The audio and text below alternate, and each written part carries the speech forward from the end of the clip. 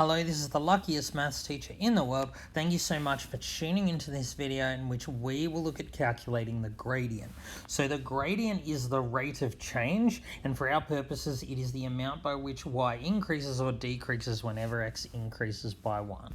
Okay, that's a mouthful there, but we've actually already seen the gradient. We already looked at sequences like this, where we have an x value paired with a y value. So if it's linear, which all of these are, we're looking at the gradient of linear functions, then each time x goes up by 1, y will go up or down by the same amount each time. That number is called the gradient.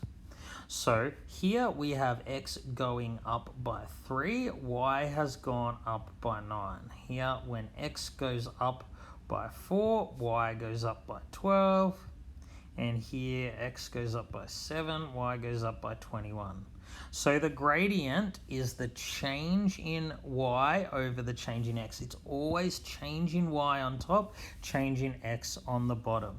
So the gradient here is 21 over 7. 21 was the change in y, 7 the change in x, or it's 12 over 4, or it's 9 over 3. So the gradient here is 3. When x went up by 3, y went up by 9. That means each time x were to go up by 1, y would go up by 3. The gradient is just the amount by which y increases or decreases each time x value increases by 1. So what that means is, for example, if x went up by 1 to 17, y would go up by 3 to 52. So how do we calculate the gradient from a graph? Well, what you need are 2 points. So here we have the point -1, 0, and here we have the point 2, -1. So always start at the leftmost point and go to the right. So from this point here to this point here, we have gone across 1, 2, 3. From x is -1 to x equals 2, we've gone across 3. The change in x is therefore equal to 3. What's the change in y from this point to this point? Well, we've gone across 3. We've also gone down 1. Now, because we went down 1, the change in y is negative. The gradient here is -1 over 3. This means every time we go 3 to the right, we go down 1. So bottom number tells you how far you go to the right, top number tells you how far you go up or down. The gradient here is -1/3, and its negative gradient always means the line leans to the left, whereas a positive gradient means it leans to the right. All right, how would we calculate the gradient from just 2 points? Well, again, it's just the change in y over the change in x. So the change in y means how did we go from this y value to this y value? Well, we actually went down by 5. What is the change in x? Well, we went from -2 up to 7. So we've increased, x has gone up by 9. So the gradient is going to be change in x over change in y. -9 on 5, or 9 over -5, same thing. So if I were to draw a line through these 2 points, because it has a negative gradient, it would also lean left. All right, let's look now at some direct proportion.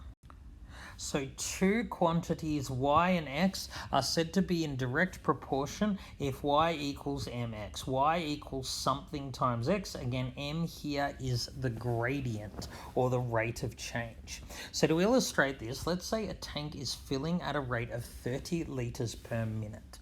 So what I'm going to do is I'm going to let y be the amount of water in the tank, and x will be the time in minutes. So I'm going to come up with an equation linking y and x. So if the tank was originally empty, the amount of water in the tank will just be 30 times the number of minutes for which it's been filling up. On the other hand, if there was 100 litres in the tank originally, we would have 30 litres times the number of minutes it's been filling up, but we'd need to add 100 because that was there originally. So in this example, there'd be 30 litres in the tank after 1 minute, 60 after 2 minutes, 90 after 3 minutes, and so on. Here, y and x are directly proportional. In other words, the amount of water in the tank is directly proportional to the number of minutes for which it's been filling up. And we can easily tell that y and x are directly proportional because their equation is of the right form. It's y equals something times x. Here, this number 30 is the rate of change, or the gradient. So in this one, x and y are not directly proportional.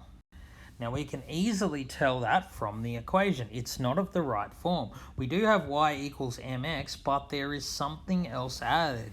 It is this part here that makes y and x in this example not directly proportional. Because in this example, you can't figure out how much water is in the tank by simply multiplying something by x.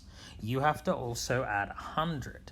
So in this example, there were 30 litres after 1 minute, 60 after 2 minutes, 90 after 3 minutes. Here there's going to be 130 after 1 minute, and 160 after 2 minutes, and 190 after 3 minutes, and so on. Here we're not always timesing minutes by the same number to get y. Alright, let's now look at another example. So let's have a go at this question here. Travelling towards my house at a constant rate. After 3 hours, 550 kilometres away. 7 hours, I'm 330 kilometres away. How far am I away after 10 hours? So here, I'm going to let x be the time. So that's usually how we do it. We let x, or whatever's on the horizontal axis, be the time, and y be the other thing, in this case being distance. So we sort of have here 2 points. After 3 hours, so x is 3, y is 550, we're 550 kilometres away, and after 7 hours, we're 330 kilometres away. So let's look at the gradient. So the gradient is the change in y. So from 550 to 330, we've actually subtracted 220. The change in x, to go from 3 to 7, so we're going this way, 3 to 7, we've actually added 4. So here, the gradient is negative 220, which is change in y, over change in x, giving us negative 55. What does that mean? It means each time x increases by 1, y decreases, because it's negative, by 55. Now, because y was in kilometres and x in hours, this is negative 55 kilometres per hour. What does this mean?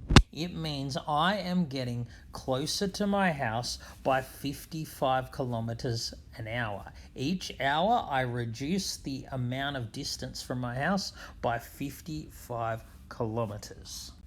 Now, speed, we know, is a rate of change. It's the rate of change of distance with respect to time. And that's exactly what gradient is, a rate of change. So the gradient here is just...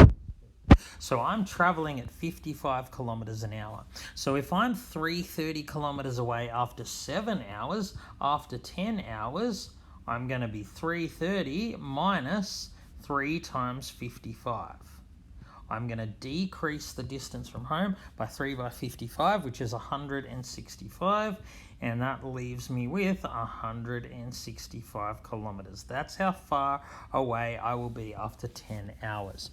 Now, just a note, in this case, the distance and time are not directly proportional, because to be directly proportional, x and y have to be 0 at the same time. When x is 0, y would have to be 0. In this case, that clearly wouldn't happen because I didn't start at home, I started some distance from home.